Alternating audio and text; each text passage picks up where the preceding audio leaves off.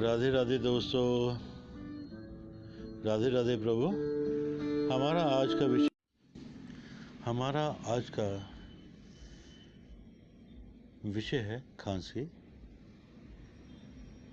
कफ, बलगम, रेशा, दमा।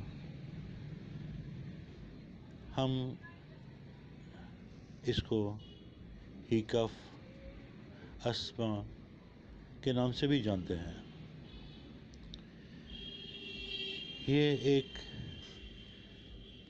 फेफड़ों का रोग है जो रेशा बलगम अधिक बनने की वजह से हमारे फेफड़ों में बलगम भर जाती है, गले में सांस लेने में दिक्कत आती है, जिसको हम अस्थमा बोलते हैं। इसका जो जोर पड़ता है किसी से बात करने से, सोते वक्त, ये ज़्यादा तकलीफ़ देती है। हर समय नाक से मुंह में रेशा अधिक बनना शुरू हो जाता है।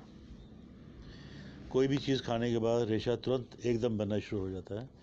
इसको ठीक करने के लिए मैं कुछ घर में ही जो औषधियाँ हैं, घर में मसालों से कुछ चीज़ें लेके आपको एकदम 100% नुस्खा दे रहा हूँ। पहला है सौंफ। सौंफ पेट को साफ करती है, पित्त को शांत करती है, बलगम को पतला करती है और सांस के वेग को ठीक करने में मदद करती है। इसके साथ साथ दूसरी चीज़ जो है हमारी इलायची। इलायची जो है, ये छोटी इलायची से, जो ये इस पिक्चर में दिखाई गई है, इलायची दो तरह की है, एक तो छोटी एक बड़ी। इसमें हम छोटी इलायची का ही इस्तेमाल करेंगे।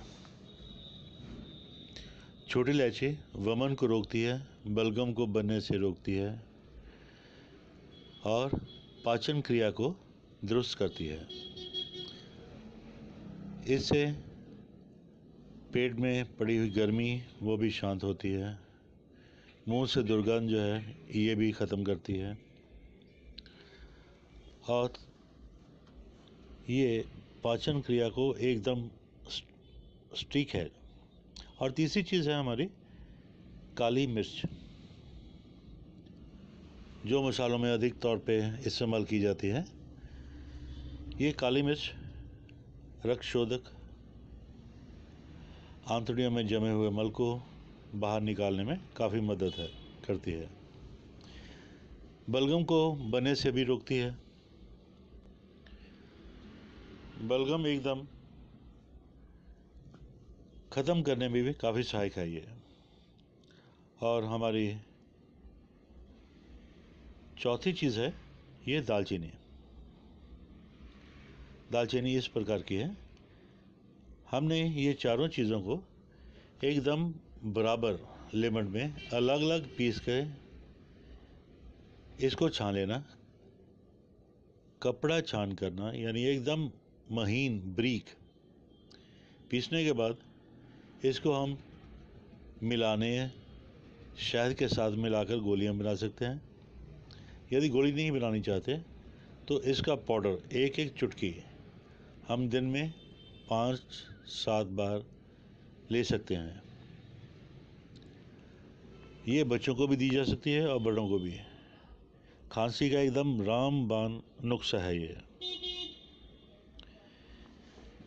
ये जो है गोलियां हैं।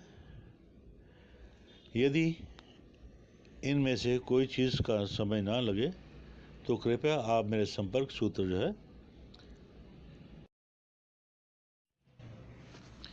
संपर्क सूत्र 7009192260। आप मुझे सुबह 10 बजे से शाम 7 बजे तक संपर्क कर सकते हैं।